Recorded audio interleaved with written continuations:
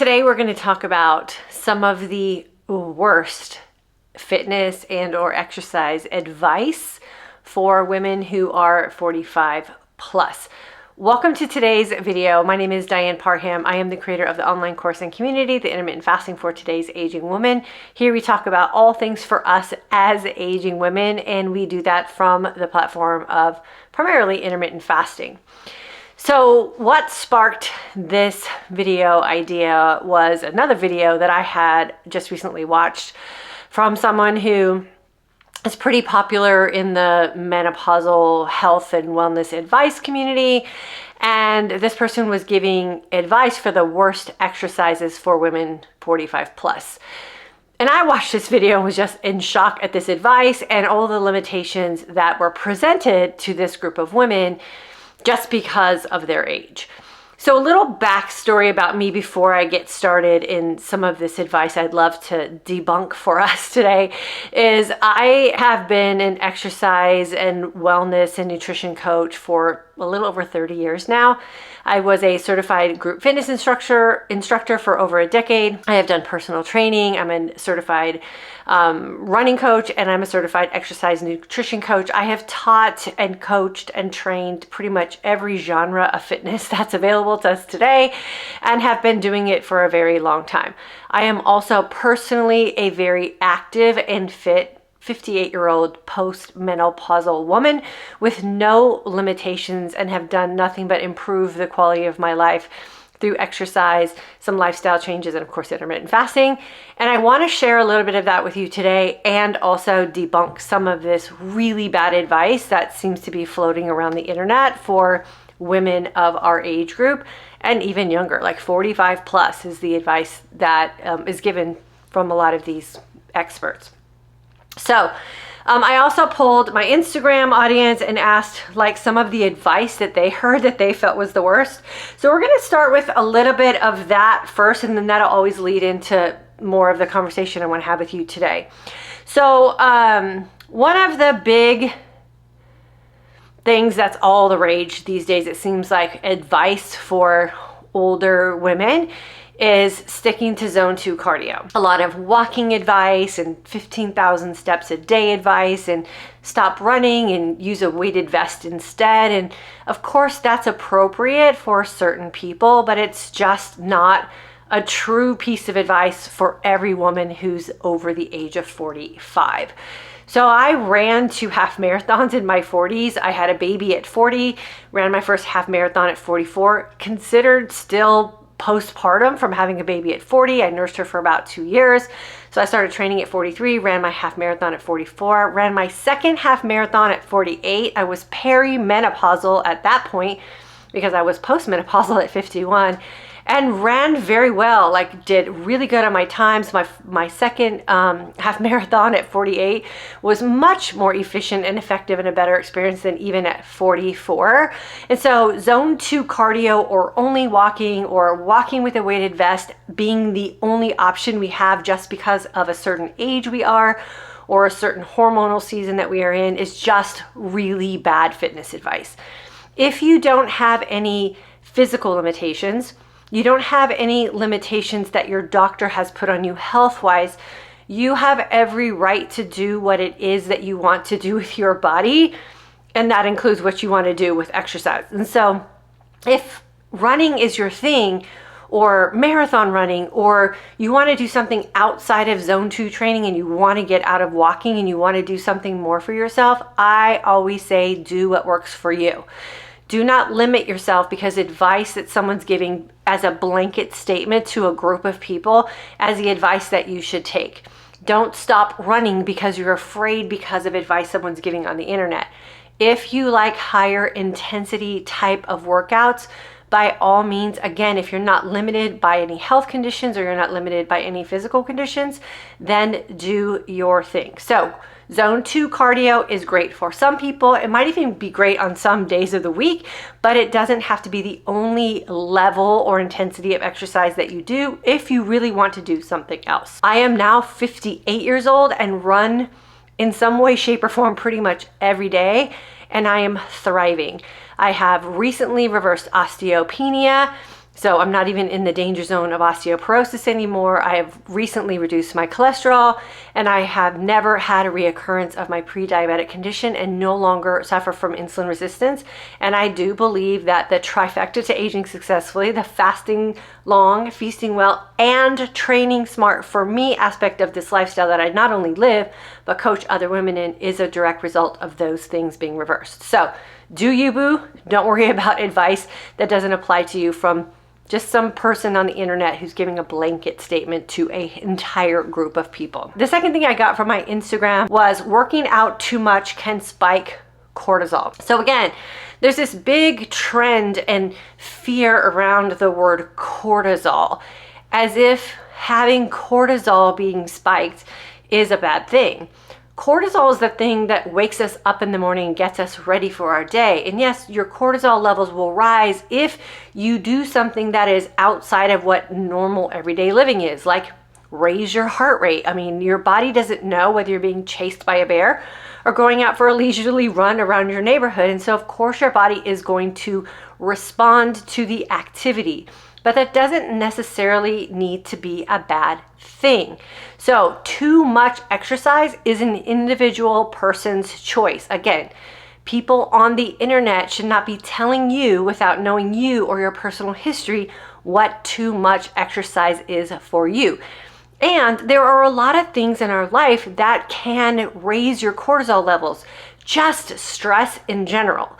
So if you're worried about cortisol, what I would really recommend that you do is figure out what's going on in your life as a big picture approach that could also be contributing to a stress hormone like cortisol being out of balance for you. And I know for me personally, there's nothing better than a nice long run on a sunny day to de-stress me. It's where I have my best time with my brain. It's where I decompress, it's where I relax, and it's where I de-stress. Make sure you understand what exercise quantity is best for you in all aspects. Your physical aspect, your mental aspect, and your emotional aspect. And then do, again, what works for you. Do not worry about what other limitations people are directing toward you on the internet. You know you best. Do the amount of exercise that works best for you. And if your cortisol levels are a problem because you've had them tested, then figure out the other aspects of your life that might be contributing to that as well. And does exercise help de-stress you?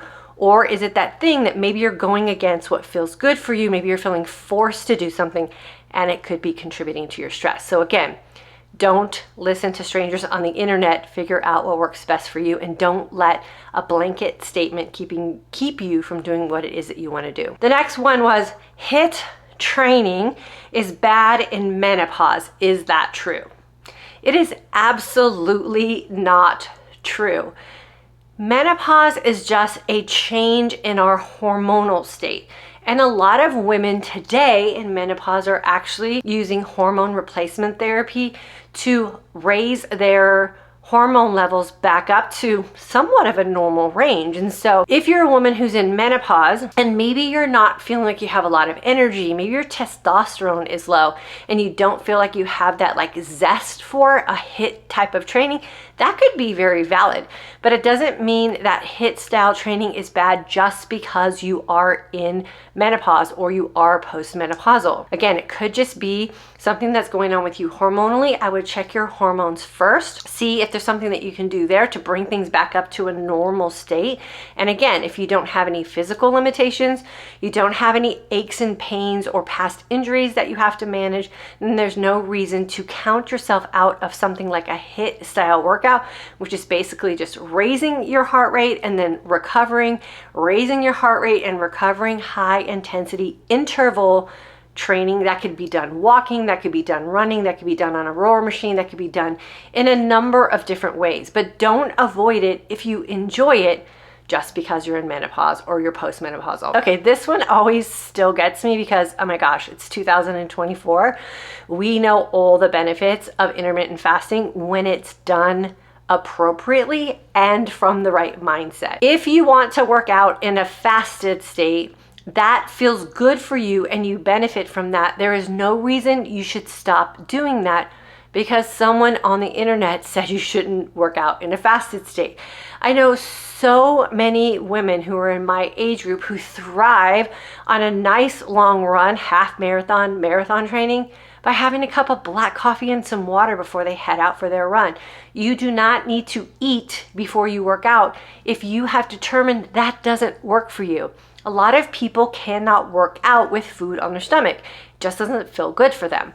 If you're that person, enjoy your fasted workout. You'll reap so many benefits of what a fasted workout can do for you, from your human growth hormone to what it's going to do for your mitochondria health and repair, what it's going to do for your cellular health and repair, and the fitness and probably weight loss and fat loss gains you're going to get from that are going to be amazing for you.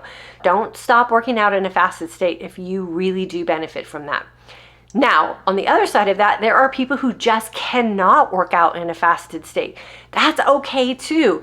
You do not have to be fasted in order to reap the benefits of a workout and all the things that a workout can provide for us. Remember, we work out for longevity purposes. We work out for mobility purposes. We work out to have a strong, healthy body for our future self so we can continue to participate actively and physically in our life.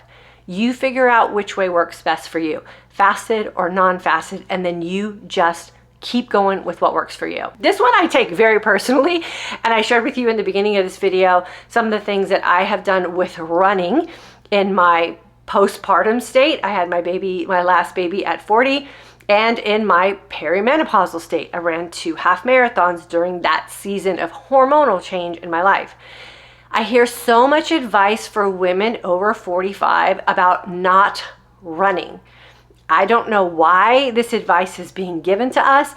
I don't know, maybe it's just because the person giving the advice doesn't like running, but there is absolutely nothing wrong with running if running is your jam. I think the advice that I heard specifically in this video that I just recently watched was we have to care for our joints. I'm 58. Like I said, I run almost every day. My joints are fine and my bone health is amazing. I reversed osteopenia. I was very close to being in osteoporosis, and now I'm out of the danger zone almost completely. And I credit that to this lifestyle that I've created, and a lot of that has to do with my fitness. I don't know about you, but I don't want to sit on a couch all day and preserve my knees and my back and my hips. And I'm going to be really smart about how I train. I'm going to stretch. I'm going to fuel my body properly. I'm going to use the supplements that I need to use to replenish what it is I'm asking of my body. I'm going to do all the rest and recovery things so that I can continue to participate in the activities that I absolutely love. And for me, that just so happens to be running. Now, I also incorporate strength training as well because I do want to make sure that I am a healthy runner. I also did that as a runner in my 20s and my 30s and my 40s, and continue to do that as a runner in my 50s. If you are a woman and you're hearing advice or you're getting advice that you should stop running because it's going to ruin your body, don't listen to that advice if you love running and you're running in a very healthy way and running is not a problem for you. I personally spent this summer walking more than running because I live in Texas and it was hotter than you know what here and the humidity was out of control. And so as a family, we decided we were just going to go out and walk every day. It was great to be outside and it was great to get some audiobooks under my belt because the amount of time I had to be outside to get enough steps in for a walk. But it is really not what satisfies me as far as fitness accomplishment. Going out for a nice long walk is great, but for me and what I get out of working out and the satisfaction and confidence and the mental clarity and all the things that I really love about working out, I don't get from a walk. I get it from a run. Again, it was great this summer to get some walks in and it was really fun to be outside. But I did feel like I was missing that excitement about getting a nice, great run in. And it also took twice as long to accomplish the same amount of activity as a run does. And for my brain, that just doesn't make sense. So if you are a woman who's 45 plus and you're getting the advice or hearing the advice that you should stop doing something that you're benefiting from and that you absolutely love, just ignore that advice. Keep doing what makes you happy. Keep doing what works for you, because the most important thing is that we stay consistent in our physical activity and we do it in a smart way. So we want to take care of our body, but we also want to make sure that we are getting fulfilled by the exercise that we're choosing to do for us. If I blow a knee out on a nice long run on a sunny day, I have no problem going to get a knee replaced. That's the beautiful thing about where we are in this day and age. But I also don't think that running is going to cause me to have to get a knee replacement specifically down the road.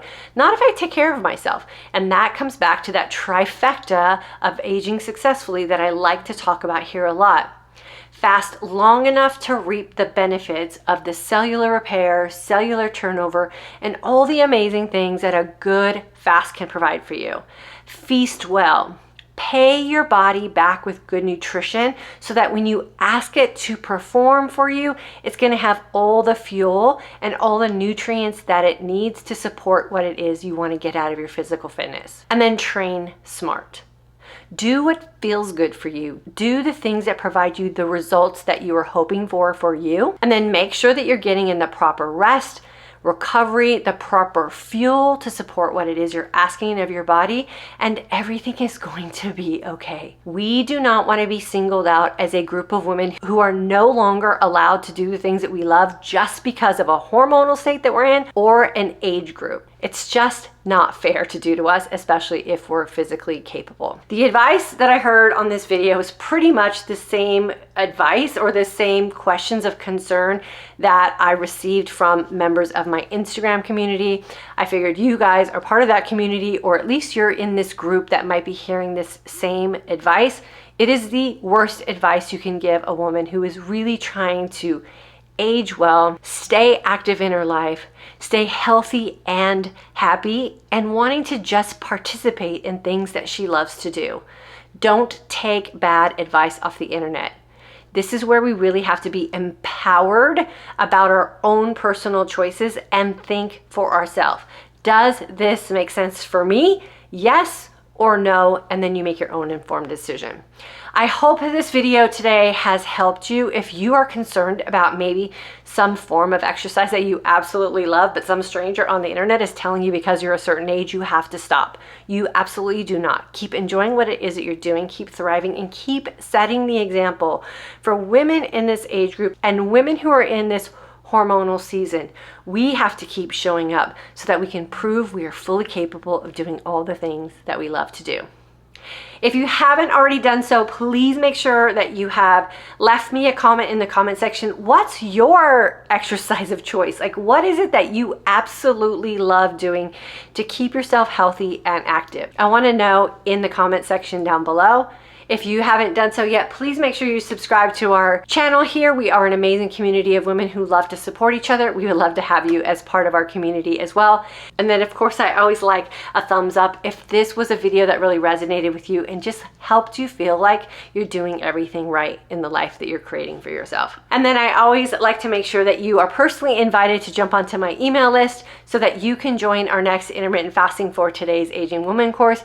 Inside that course, we take the mindset approach to intermittent fasting. A lot of what I talked about today is how I like to approach intermittent fasting. What makes sense for you? What do you enjoy in your life? What is it that you want to have for you and your future self as far as your health and your happiness? And that's exactly how I teach intermittent fasting for all of us here in our community. We would love to have you in our class. If you have a piece of information that you would like me to discuss in one of our videos, again, please feel free to use the comment section. Let me know. I would love to debunk something for you, or maybe just give you some words of encouragement so that you can continue doing the things that you love to do, regardless of the season of life that you're in.